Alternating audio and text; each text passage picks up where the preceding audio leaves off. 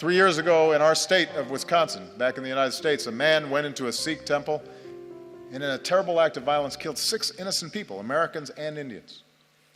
And in that moment of shared grief, our two countries reaffirmed a basic truth, as we must again today, that every person has the right to practice their faith how they choose, or to practice no faith at all, and to do so free of persecution and fear and discrimination.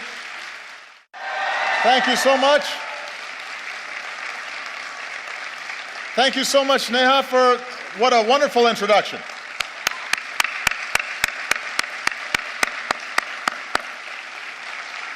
Everybody, please have a seat. Nothing fills me with more hope than when I hear incredible young people like Neha and all the outstanding work that she's doing on behalf of India's youth and for representing this nation's energy and its optimism and its idealism. She makes me very, very proud. And I think that may be her. Is that somebody related to you?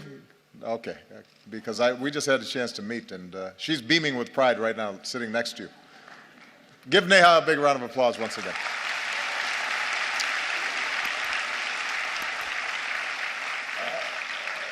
Distinguished guests, ladies and gentlemen, to all the students and young people who are here today, to the people of India watching and listening across this vast nation, I bring the friendship and the greetings of the American people. On behalf of myself and Michelle, thank you so much for welcoming us back to India. Bahut dhanyavad.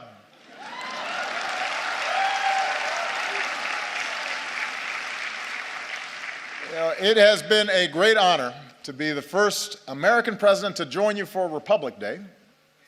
With the tricolor waving above us, we celebrated the strength of your Constitution. We paid tribute to India's fallen heroes. In yesterday's parade, we saw the pride and the diversity of this nation, including the daredevils on their Royal Enfields, which was very impressive. Secret Service does not let me ride motorcycles, especially not on my head. I realize that the sight of an American president as your chief guest on Republic Day would once have seemed unimaginable, but my visit reflects the possibilities of a new moment. As I've said many times, I believe that the relationship between India and the United States can be one of the defining partnerships of the century. When I spoke to your parliament on my last visit, I laid out my vision for how our two nations can build that partnership. And today I want to speak directly to you, the people of India, about what I believe we can achieve together and how we can do it. And my commitment to a new chapter between our countries flows from the deep friendship between our people. And Michelle and I have felt it ourselves. I recognized India with the first state visit of my presidency, where we also danced to some pretty good Bhangra. For the first time, we brought Diwali to the White House. On our last celebration here,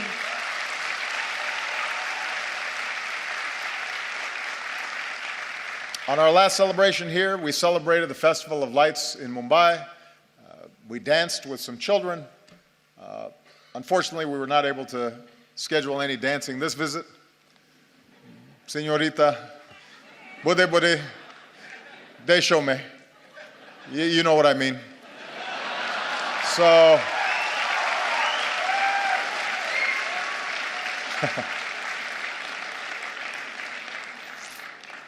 everybody said, by the way, how much better a dancer Michelle was than me, which hurt my feelings a little bit. On a more personal level, India represents an intersection of two men who've always inspired me. When Reverend Dr. Martin Luther King Jr. was protesting racial segregation in the United States, he said that his guiding light was Mahatma Gandhi. When Dr. King came to India, he said that being here in Gandhi's land reaffirmed his conviction that in the struggle for justice and human dignity, the most potent weapon of all is nonviolent resistance. And those two great souls are why we can gather here today, Indians and Americans, equal and free. And there's another link that binds us. More than 100 years ago, America welcomed a son of India, Swami Vivekananda. And Swami Vivekananda helped bring Hinduism and yoga to our country. And he came to my hometown of Chicago. And there, at a great gathering of religious leaders, he spoke of his faith and the divinity in every soul and the purity of love. And he began his speech with a simple greeting: sisters and brothers of America. So today, let me say, sisters and brothers of India.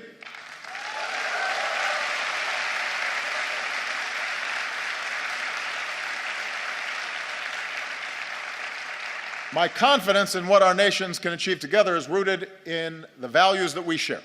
For we may have our different histories and speak different languages, but when we look at each other, we see a reflection of ourselves. Having thrown off colonialism, we created constitutions that began with the three same words: we the people. As societies that celebrate knowledge and innovation, we transformed ourselves into high-tech hubs of the global economy. Together, we unlocked new discoveries, from the particles of creation to outer space. And we are among the few nations to have gone to both the moon and to Mars.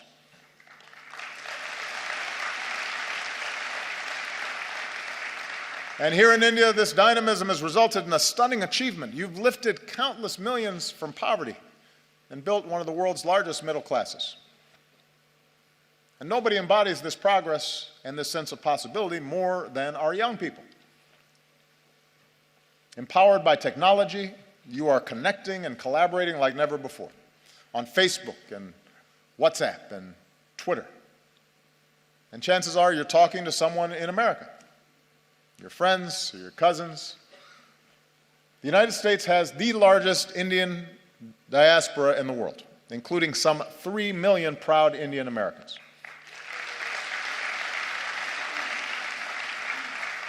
And they make America stronger, and they tie us together.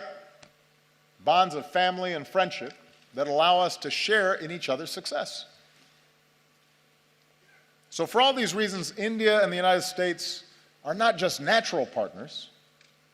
I believe America can be India's best partner. I believe that.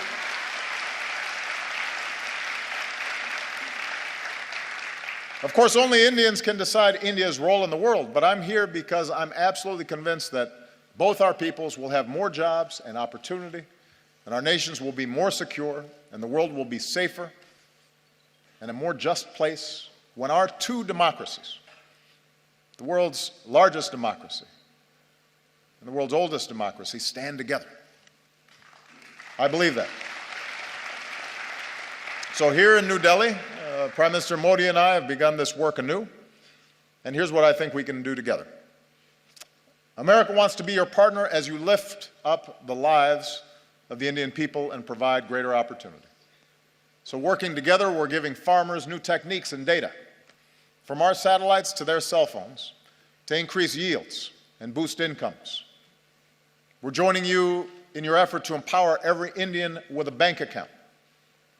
And with the breakthroughs we achieved on this visit, we can finally move toward fully implementing our civil nuclear agreement, which will mean more reliable electricity for Indians and cleaner non-carbon energy that helps fight climate change.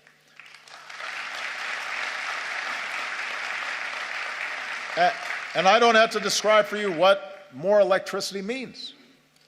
Students being able to study at night, businesses being able to stay open longer and hire more workers, farmers being able to use mechanized tools that increase their productivity, whole communities seeing more prosperity. In recent years, India has lifted more people out of poverty than any other country. And now we have a historic opportunity, with India leading the way, to end the injustice of extreme poverty all around the world.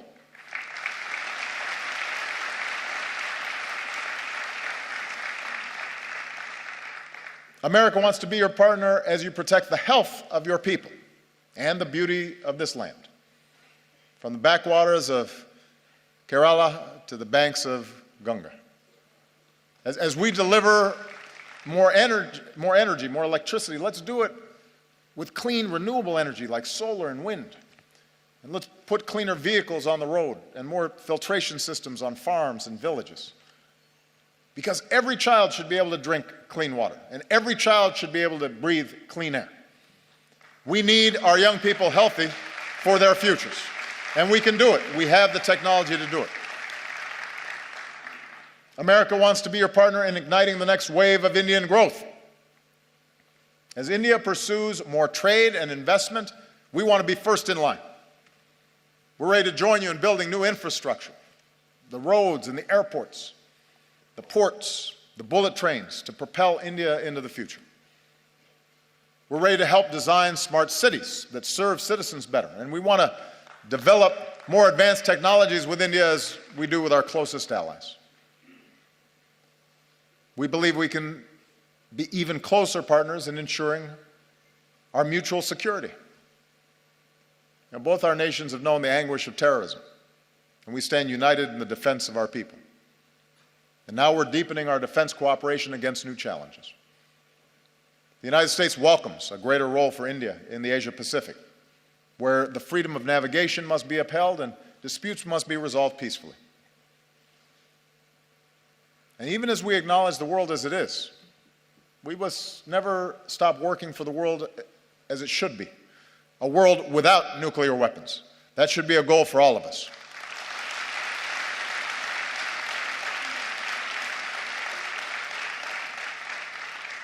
I believe if we're going to be true global partners, then our two nations must do more around the world together. So to ensure international security and peace, multilateral institutions created in the 20th century have to be updated for the 21st.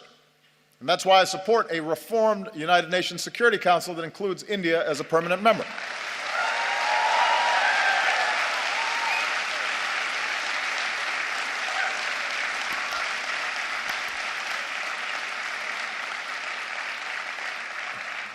Of course, as I've said before, with power comes responsibility.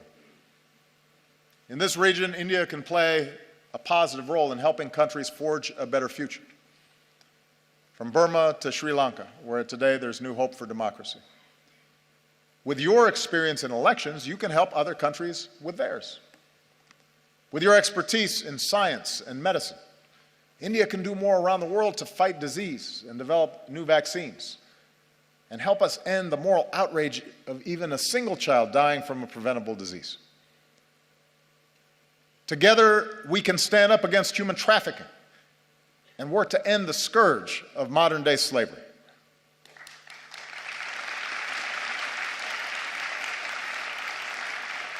And being global partners means confronting the urgent global challenge of climate change.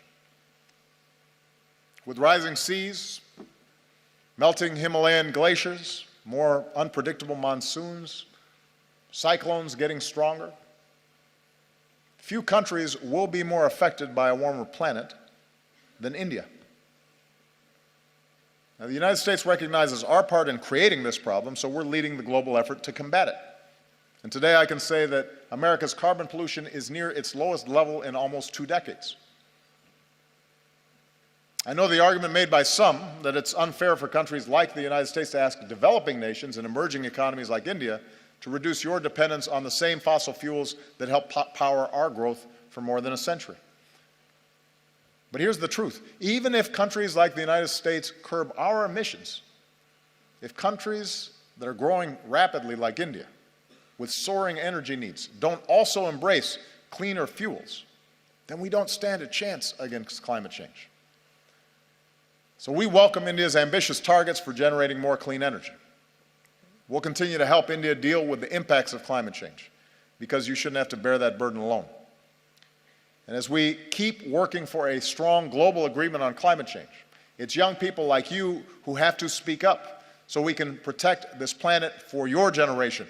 I'll be gone when the worst effects happen. It's your generation and your children that are going to be impacted. And that's why it's urgent that we begin this work right now. Development that lifts up the lives and health of our people, trade and economic partnerships that reduce poverty and create opportunity, leadership in the world that defends our security and advances human dignity and protects our planet. That's what I believe India and America can do together. So with the rest of my time, I want to discuss how we can do it. Because in big and diverse societies like ours, progress ultimately depends on something more basic, and that is how we see each other. And we know from experience what makes nations strong. Neha, I think, did a great job of describing the essence of what's important here. We are strongest when we see the inherent dignity in every human being. Look at our countries, the incredible diversity, even here in this hall. India is defined by countless languages and dialects in every color and caste and creed, gender and orientations.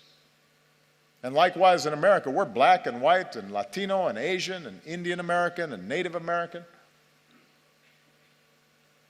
Your Constitution begins with the pledge to uphold the dignity of the individual.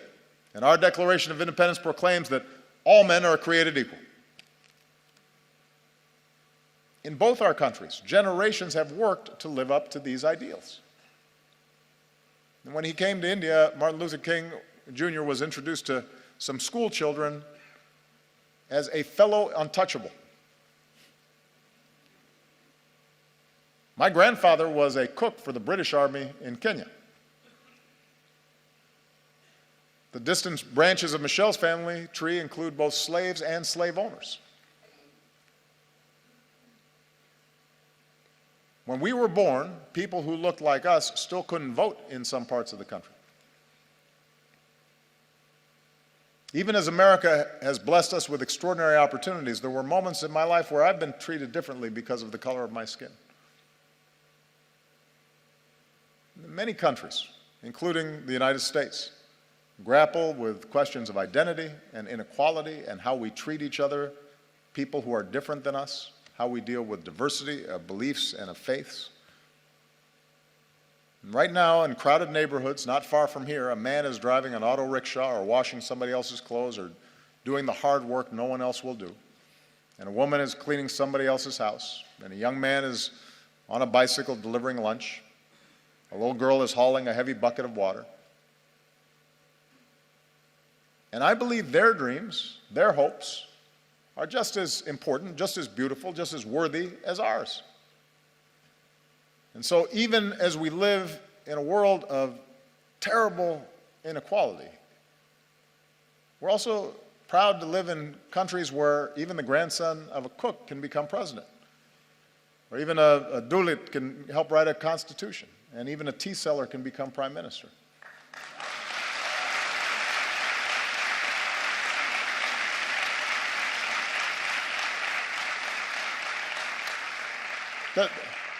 The point is that the aim of our work must be not to just have a few do well,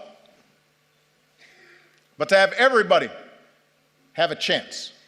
Everybody who's willing to work for it have the ability to dream big and then reach those dreams. Our nations are strongest when we uphold the equality of all our people, and that includes our women. Now,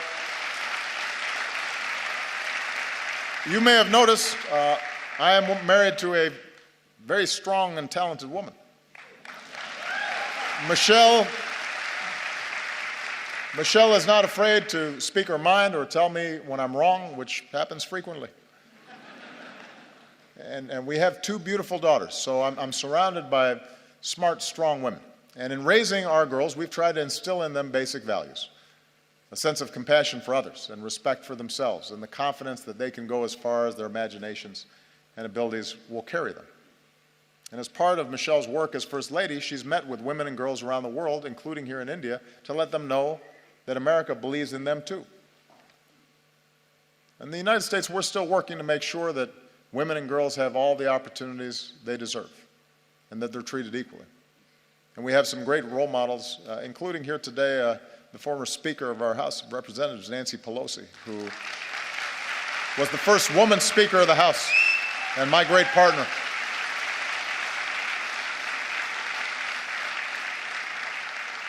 And here in India, it's the wives and the mothers who so often hold families and communities together. Indian women have shown that they can succeed in every field, including government, where many of your leaders are women. And the young women who are here today are part of a new generation that is making your voice heard and standing up and determined to play your part in India's progress. And here's what we know. We know from experience that nations are more successful when their women are successful. When girls go to school, this is one of the most direct measures of whether a nation is going to develop effectively is how it treats its women. When a girl goes to school, it doesn't just open up her young mind, it benefits all of us because maybe someday she'll start her own business or invent a new technology or cure a disease. And when women are able to work, families are healthier and communities are wealthier and entire countries are more prosperous. And when young women are educated, then their children are going to be well educated and have more opportunity. So if nations really want to succeed in today's global economy, they can't simply ignore the talents of half their people. And as husbands and fathers and brothers, we have to step up because every girl's life matters. Every daughter deserves the same chance as our sons. Every woman should be able to go about her day, to walk the streets or ride the bus and be safe and be treated with respect and dignity. She deserves that.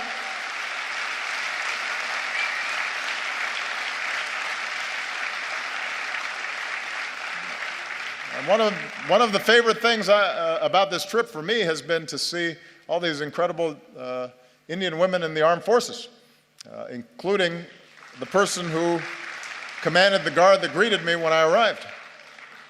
It's remarkable, and it's a sign of great strength and great progress. Our nations are strongest when we see that we are all God's children, all equal in His eyes and worthy of His love. Across our two great countries, we have Hindus and Muslims, Christians and Sikhs and Jews and Buddhists and Jains and so many faiths. And we remember the wisdom of Gandhiji, who said, "For me, the different religions are beautiful flowers from the same garden, or they are branches of the same majestic tree."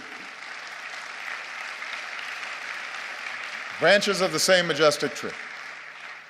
Our freedom of religion is written into our founding documents. It's part of America's very first amendment. Your Article 25 says that all people are equally entitled to freedom of conscience and the right freely to profess, practice, and propagate religion.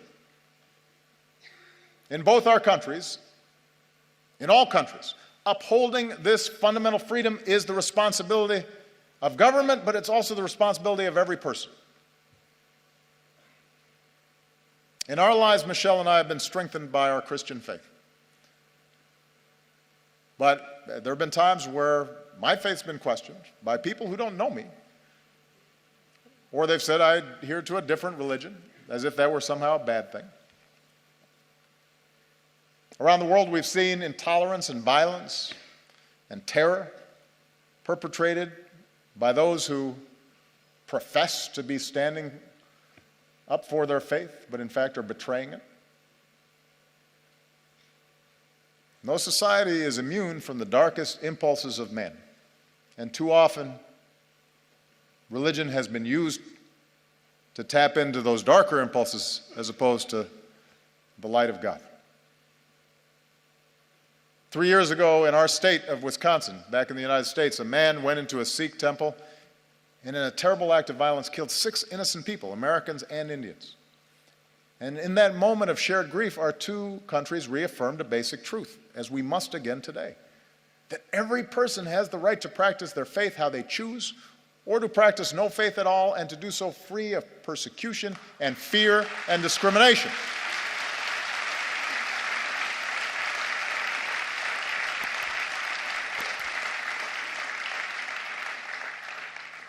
The peace we seek in the world begins in human hearts.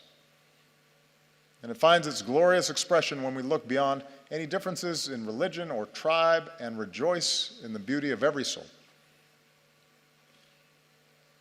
And nowhere is that more important than India. Nowhere is it going to be more necessary for that foundational value to be upheld. India will succeed so long as it is not splintered along the lines of religious faith, so long it's not splintered along any lines and is unified as one nation.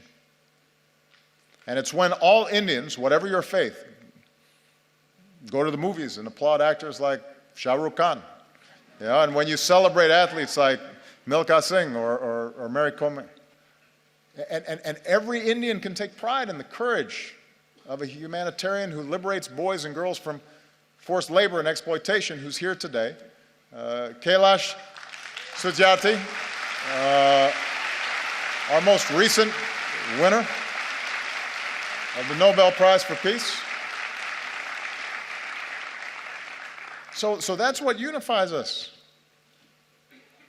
Do we act with compassion and empathy? Are we measured by our efforts, by what Dr. King called the content of our character, rather than the color of our skin or the manner in which we worship our God? In both our countries, in India and in America, our diversity is our strength, and we have to guard against any efforts to divide ourselves along sectarian lines or any other lines. And if we do that well, if America shows itself as an example of its diversity and yet the capacity to live together and work together in common effort, in common purpose, if India, as massive as it is, with so much diversity, so many differences, is able to continually affirm its democracy, that is an example for every other country on earth. That's what makes us world leaders. Not just the size of our economy or the number of weapons we have, but our ability to show the way in how we work together and how much respect we show each other. And finally, our nations are strongest when we empower our young people. Because ultimately, you're the one who has to break down these old stereotypes and these old barriers, these old ways of thinking. Prejudices and stereotypes and assumptions, those are what happens to old minds like mine. I'm getting gray hair now. I was more youthful when I first started this office. And that's why young people are so important in these efforts. Here in India, most people are under 35 years old. And India is on track to become the world's most populous country. So young Indians like you aren't just going to define the future of this nation, you're going to shape the world. Like young people everywhere, you want to get an education and find a good job and make your mark, and it's not easy. But in our two countries, it's possible.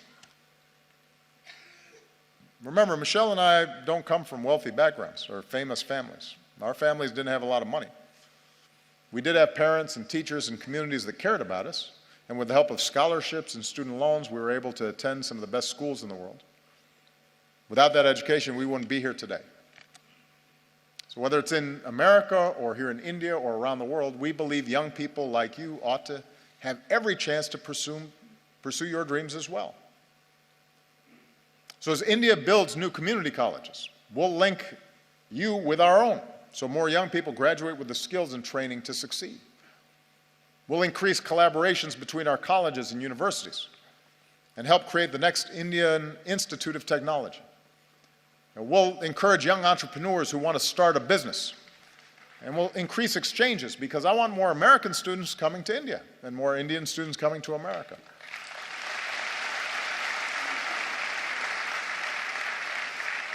And that way we can learn from each other and we can go further. Because one other thing we have in common, Indians and Americans are some of the hardest working people on earth. And I've seen that, Michelle and I have seen that in a family here in India. I just want to tell you a quick story. On our last visit here, we visited Humayun's tomb. And while we were there, we met some of the laborers who are the backbone of this nation's progress. We met their children and their families as well. And some wonderful young children with bright smiles, sparks in their eyes. And one of the children we met was a boy named Vishal. And today Vishal is 16 years old, and he and his family live in South Delhi in the village of Murband. This is Vishal. And his mother works hard in their modest home, and his sister is now in university. She wants to become a teacher. His brother is a construction worker earning his daily wage. And his father works as a stone layer farther away, but sends home what little he makes so Vishal can go to school. And Vishal loves math, and mostly he studies. And when he's not studying, he likes watching Kubudi. And he dreams of someday joining the Indian Armed Forces. And we're grateful that Vishal and his family joined us today. We're very proud of him because he's an example of the talent that's here. And then Vishal's dreams are as important as Malia and Sasha's dreams, our daughters. And we want him to have the same opportunities. Sisters and brothers of India. Now, we are not perfect countries, and we've known tragedy and we've known triumph. We're home to glittering skyscrapers, but also terrible poverty, and new wealth, but also rising inequality. We have many challenges in front of us. But the reason I stand here today, and I'm so optimistic about our future together, is that despite our imperfections, our two nations possess the keys to progress in the century ahead. We vote in free elections. We work and we build and we innovate. We lift up the least among us. We reach for heights previous generations could not even imagine. We respect human rights and human dignity, and it is recorded in our constitutions. And we keep striving to live up to those ideals put to paper all those years ago. And we do these things because they make our lives better and safer and more prosperous, but we also do them because our moral imaginations extend beyond the limits of our own lives. And we believe that the circumstances of our birth need not dictate the arc of our lives. We believe in the father working far from home, sending money back so his family might have a better life. We believe in the mother who goes without so that her children might have something more. We believe in the laborer earning his daily wage and the student pursuing her degree. And we believe in a young boy who knows that if he just keeps studying, if he's just given the chance, his hopes might be realized too. We are all beautiful flowers from the same garden, branches of the same majestic tree. And I'm the first American president to come to your country twice, but I predict I will not be the last, because as Americans, we believe in the promise of India. We believe in the people of India. We are proud to be your friend. We are proud to be your partner as you build the country of your dreams. Jai Hind. Thank you.